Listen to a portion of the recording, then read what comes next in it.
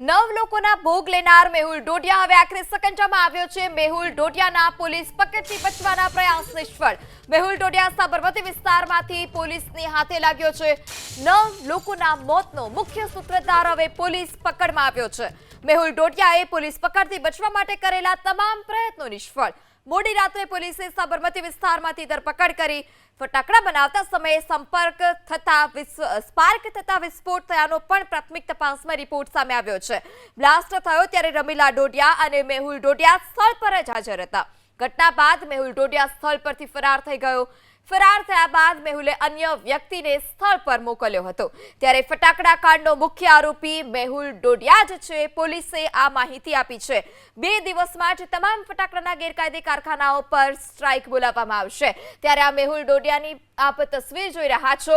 આ એ જ શખ્સ છે કે જેણે 9 લોકોની હત્યા કરી છે, કારણ કે 9 લોકોના જીવ આ શખ્સને કારણે જ હોમાયા છે।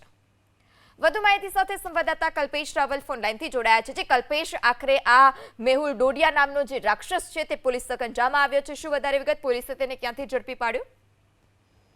15 થી વધારે ટીમો કાર્યરત હતી અને જે માહિતી પોલીસ કમિશનર દ્વારા આપવામાં આવી છે તે મુજબ સાબરમતી વિસ્તારમાંથી આ મેહુલને ઝડપી પાડવામાં આવ્યો છે। જ્યારે આખી દુર્ઘટના બની કમનસીબ એ વખતે પણ ઘટના સ્થળ પર મેહુલ હાજર હતો એ પ્રકારની માહિતી પણ મળી રહી છે। અને આ કેટલાય વખત આ ગેરકાયદેસર ધંધો કરતો હતો। 2014માં પણ આ જગ્યાએ જ્યારે એની માતા ફેક્ટરી ચલાવતી હતી ત્યારે પણ આ પ્રકારનો એક કમનસીબ બનાવ બન્યો હતો અને એમાં એક વ્યક્તિનું મોત પણ થયું હતું। ત્યારબાદ થોડા વર્ષો પછી માતાએ પુત્ર મેહુલના નામે ફરીથી એ ફેક્ટરી ધમધમાવી ફરીથી એ જ કામગીરી ચાલુ કરી હતી। સૈયદનો જે રોલ છે એમાં પણ એવી માહિતી મળી છે કે થોડા દિવસ પહેલા કપડવંજમાં જે ફેક્ટરીમાં આગ લાગી હતી એની હતી ને અત્યારે મેહુલનો ભાગીદાર હતો। અત્યારે આ સમગ્ર પ્રકરણમાં 3 મુખ્ય જે આરોપીઓ જે છે એને ઝડપી પાડવામાં આવ્યા છે। પોલીસના જણાવ્યા મુજબ હજુ પણ આ મેહુલને ફાઇનાન્સ કરવામાં આવતું હતું એ પ્રકારની માહિતી મળી છે, એટલે ફાઇનાન્સરને પણ શોધીને પૂછપરછ કરવામાં આવશે અને સાથે જ જે જમીન માલિક છે તેની પણ તપાસ અને પૂછપરછ કરવામાં આવશે। આમાં જે કોઈ પણ વધારે બીજા કોઈ પણ આરોપીઓ હશે તો તેમની સામે પણ પગલાં ભરવામાં આવશે। અત્યારે હાલ 3 આરોપી જે છે, માતા, પુત્ર અને ભાગીદાર, ત્રણેયની ધરપકડ કરી લેવામાં આવેલી છે। મેહુલ નાસ્તો કરતો હતો, પરંતુ સાબરમતી વિસ્તારમાંથી પોલીસે તેને ઝડપી પાડ્યો છે। હવે આગળની કાર્યવાહી સંભવતઃ પંચનામા માટે ઘટના સ્થળ પર પણ આરોપીને લઈ જવામાં આવે એવી પણ શક્યતા જોવામાં આવી રહી છે। ત્યારે આ 3 આરોપી પોલીસ ગિરફ્તમાં છે। જી કલ્પેશ, માહિતી બદલ આભાર। ત્યારે 9 લોકોના મોતનો મુખ્ય સૂત્રધાર કે જે હવે પોલીસ સકંજામાં આવ્યો છે, આ મેહુલ ડોડિયા, તેની માતા અને તેનો ભાગીદાર કે જેના આપ દ્રશ્ય બી સ્મિતાની સ્ક્રીન પર જોઈ રહ્યા છો, આ એ જ રાક્ષસ છે કે જે 9 લોકોનો જીવ હણનાર છે।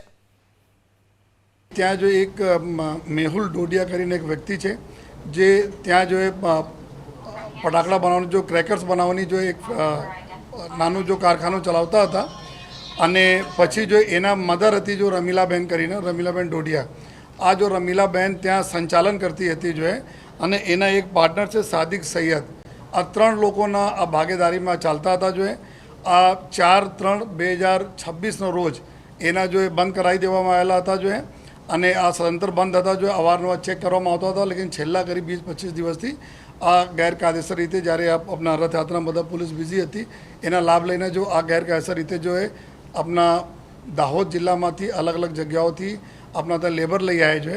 લેબર લઈ આવ્યા પછી જો એના બનાવતા હતા અને બનાવવાના જો પર્પઝ હતા કે આવનાર જો શ્રી ગણેશ ભગવાનના જ્યારે વિસર્જનના પ્રક્રિયા થવાની છે ત્યારે એના દારૂખાનામાં એના જો અમુક જગ્યાઓથી ઓર્ડર મળેલા હતા જો આ ઓર્ડર પ્રમાણે આ લોકો જો ત્યાં બનાવતા હતા અને એનામાં આ બ્લાસ્ટ થયા।